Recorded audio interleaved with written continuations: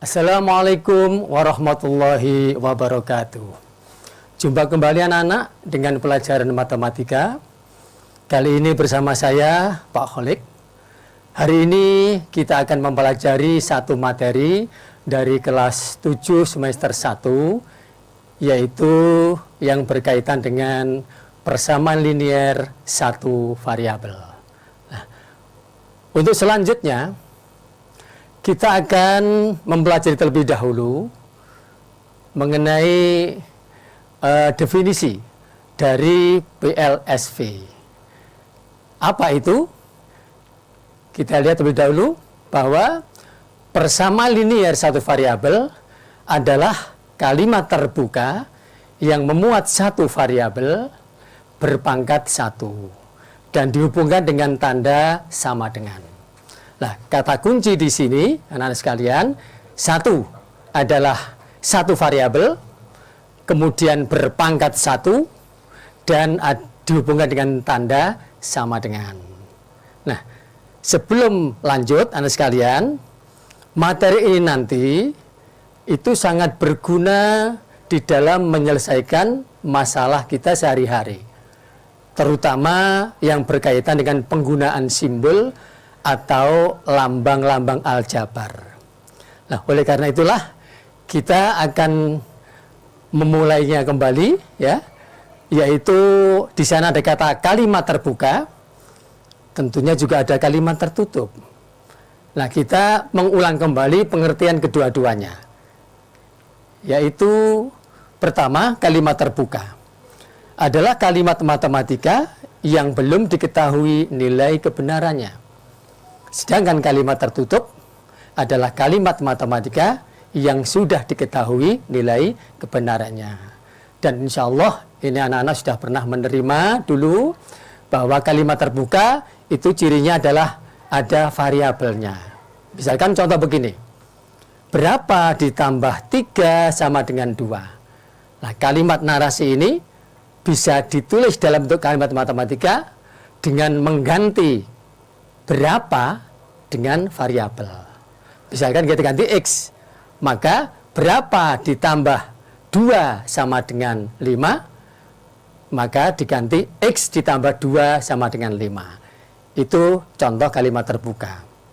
Sedangkan kalimat tertutup adalah kalimat yang sudah diketahui nilai kebenarannya.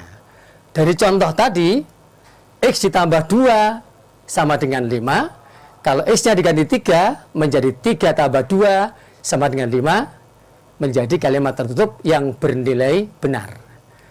Tapi kalau diganti selain 3, misalkan diganti 0, 0 tambah 2 sama dengan 5, juga kalimat tertutup, tapi bernilai salah. Nah, itu sekedar untuk mengingatkan kembali. Berikutnya anak-anak, kita akan melihat, yaitu mengenai bentuk umum dari PLSV. Bentuknya adalah AX plus B sama dengan 0, dengan A tidak sama dengan 0. Kalau kita pilah-pilah, AX itu satu suku, B juga suku, kemudian AX, A-nya itu dinamakan dengan koefisien, sedangkan B-nya adalah konstanta. Nah, beberapa contoh kita perhatikan. Contoh-contoh dari PLSV. Yang pertama, X tambah 5 sama dengan 8. Di sana hanya satu variabel yaitu X yang berpangkat 1. Contoh kedua, 2Z min 1 sama dengan 7. Juga ada satu variabel Z dan berpangkat 1. Contoh ketiga, ini mungkin bisa anak-anak amati, 3A plus 5 sama dengan A plus 11. Walaupun ada di dua ruas ada variabelnya, tapi nanti kita bisa menyederhanakan, yaitu menjadi satu ruas dengan mempelajari langkah-langkah penyelesaian PLSV. Kemudian contoh yang keempat, di sana setengah K min 3 sama dengan 9, koefisiennya bilangan pecahan. Nah, inilah anak-anak sekalian, contoh-contoh dari PLSV. Untuk berikutnya, agar lebih bisa memahami dari soal-soal PSLV, maka mari kita melihat beberapa contoh berikut ini. Menyelesaikan persamaan linear satu variabel. Yang pertama yaitu dengan cara menambah atau mengurangi kedua ruas persamaan dengan bilangan yang sama. Contoh, carilah penyelesaian dari persamaan 2x min 3 sama dengan x plus 7. Mari sama-sama, anak tolong simak baik-baik bagaimana cara menyelesaikan persamaan tersebut. 2x min 3 sama dengan x plus 7. Langkah-langkahnya adalah kita kelompokkan suku-suku yang jenis menjadi satu ruas. Untuk ruas kiri, nanti kita tempatkan yang mengandung variabel, yang ruas sebelah kanan untuk tempatnya konstanta. Nah, kita mulai menyelesaikannya. Ekuivalen. Kita akan mengurangi dulu atau menambah dengan bilangan yang sama. Di sini negatif 3 kita akan hilangkan dengan cara menambah dengan 3. Maka ruas kiri ditambah 3, ruas kanan juga ditambah 3. 2x min 3 plus 3 sama dengan x ditambah 7 ditambah 3. Nah, kemudian kita sederhanakan. Ekuivalen 2x, nah, min 3 tambah 3, 0. Langsung sama dengan x ditambah 10. Kemudian langkah berikutnya yaitu ekuivalen. Nah, x di sebelah kanan kita pindahkan ke kiri dengan cara mengurangi ruas kiri dengan ruas kanan dengan x, sehingga diperoleh 2x min x sama dengan x min x plus 10. Maaf, keliru, x 2x min x, ya. Sehingga kita peroleh 2x kurangi x adalah x sama dengan x kurangi x 0 tinggal 10. Inilah hasil akhir dari penyelesaian persamaan 2x min 3 sama dengan x plus 7 menghasilkan hasil akhirnya x sama dengan 10. Artinya apa, anak-anak? Kalimat terbuka 2x min 3 sama dengan x plus 7, kalau x-nya kita ganti dengan 10, maka dia akan menjadi kalimat tertutup yang bernilai benar. Contoh kedua, yaitu dengan cara mengalihkan atau membagi kedua ruas persamaan dengan bilangan yang sama. Contoh, 3x plus 2 dibagi 3 sama dengan x min 1 dibagi 2. Saya bedakan dulu soalnya. Langkah-langkahnya, kalau tadi kita bermain dengan penjumlahan dan pengurangan, sekarang perkalian dan pembagian, karena ada pecahan.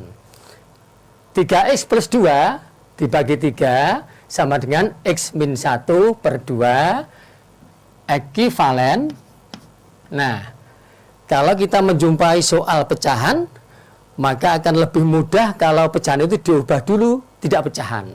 Jadi menjadi soal yang seperti nomor 1 tadi. Caranya, ruas kiri, ruas kanan, kita kalikan bilangan yang sama. Nah, bilangan berapa itu? Tidak lain adalah FPB dari 3 dan 2. Berapa? Tidak lain adalah angka 6. Maka ruas kiri dikalikan 6, ruas kanan juga dikalikan 6. Sehingga bentuknya seperti ini. 6 kali 3x plus 2 per 3 sama dengan 6 kali x min 1 per 2. Kemudian kita sederhanakan. Kita bagi 3 dapat 2, dibagi 3 1, dibagi 2 3, dibagi 2 1. Kemudian kita tulis yang lebih sederhana menjadi ekuivalen 2 kurung kali, maksudnya 3 plus 2 kurung tutup sama dengan 3 kali X min 1. Nah, pecahannya sudah tidak ada. Berikutnya kita tinggal meneruskan dengan mengalihkan kiri dengan 2, kanan dengan 3. Sebagai berikut. Ekuivalen 2 kali 3X adalah 6X.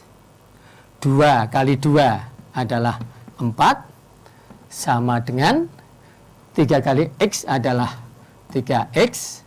Min 3 kali 1 min 3. Nah, langkah-langkah berikutnya sama dengan contoh nomor 1 tadi. Baik, kita teruskan ya. Ekuivalen ruas kiri kita kurangi 4, ruas kanan dikurangi 4, sehingga diperoleh 6X plus 4 min 4 sama dengan 3X min 3 min 4. Nah, kita sederhanakan. Ekuivalen 6X 4 dikurangi 4, 0. Ruas kanan sama dengan 3X min 3 min 4 min 7. Nah, langkah berikutnya 3X di sebelah kanan kita pindah ke kiri. Dengan cara kedua ruas kita kurangi dengan 3X. Diperoleh ekuivalen 6X min 3X sama dengan 3X min 3X min 7. Ekuivalen 6X min 3X adalah 3X sama dengan 3X min 3X 0, sehingga ruas kanan nilainya min 7. Nah, kita pindah ke sini. Ekuivalen ruas kiri dan ruas kanan kita bagi dengan 3. Diperoleh 3X per 3 sama dengan 7 per 3. Negatif ya. Nah, negatif 7 per 3. Sehingga hasil akhirnya ekuivalen 3X dibagi X adalah X sama dengan min 7 per 3. Inilah anak-anak hasil akhir dari persamaan yang berupa pecahan tadi. Hasil akhirnya X sama dengan min 7 per 3. Nah, semoga anak-anak bisa mengikutinya dan bisa menyelesaikan soal-soal nanti yang mirip dengan soal contoh ini. Nah, itulah contoh yang kedua. Untuk berikutnya anak-anak, kita akan ambil contoh soal cerita. Nah, bagaimana cara menyelesaikannya? Kita buka contoh yang ketiga mengenai soal cerita. Ya, soal cerita. Contoh. Wafi mengambil 8 kelereng dan Fai mengambil 11 kelereng dari sebuah kotak yang sama. Mereka berdua menyisakan 23 kelereng di dalam kotak. Tulis persamaan dan tentukan penyelesaiannya untuk mengetahui jumlah kelereng mula-mula di dalam kotak. Nah, soal cerita semacam ini bisa kita tuliskan lebih sederhana dan lebih simpel dengan menggunakan simbol aljabar dengan kalimat matematika. Misalkan jumlah kelereng mula-mula kita misalkan X. Maka dari soal tadi ya, X ini kelereng mula-mula, Wafi mengambil 8 kelereng. Berarti dikurangi 8. Dan Fai mengambil 11 kelereng. Berarti dikurangi lagi 11. Ini.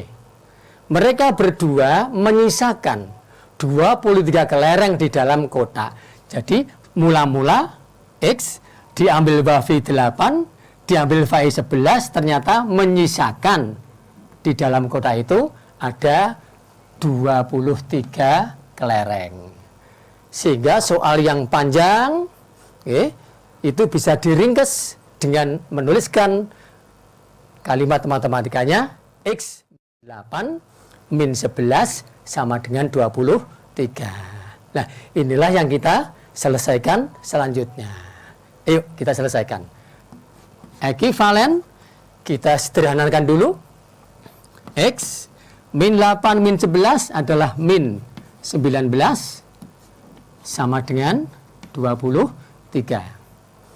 Seperti langkah-langkah contoh 1 dan 2, di sini ada negatif 19, kita tambah dulu dengan 19, ruas kanan pun demikian, ditambah 19, sehingga diperoleh ekivalen X min 19 plus 19 sama dengan 23 plus 19. Kita sederhanakan, ekivalen X min 19 tambah 19 0 sama dengan 23 ditambah 19 berarti 42. Nah, inilah hasil akhirnya, ketemu X sama dengan 42. Jadi mula-mula kelereng yang ada di dalam kotak jumlahnya 42 butir. Nah, itu anak 3 contoh yang saya berikan. Mudah-mudahan bisa membantu anak-anak untuk menyelesaikan soal-soal yang berkaitan dengan PLSV.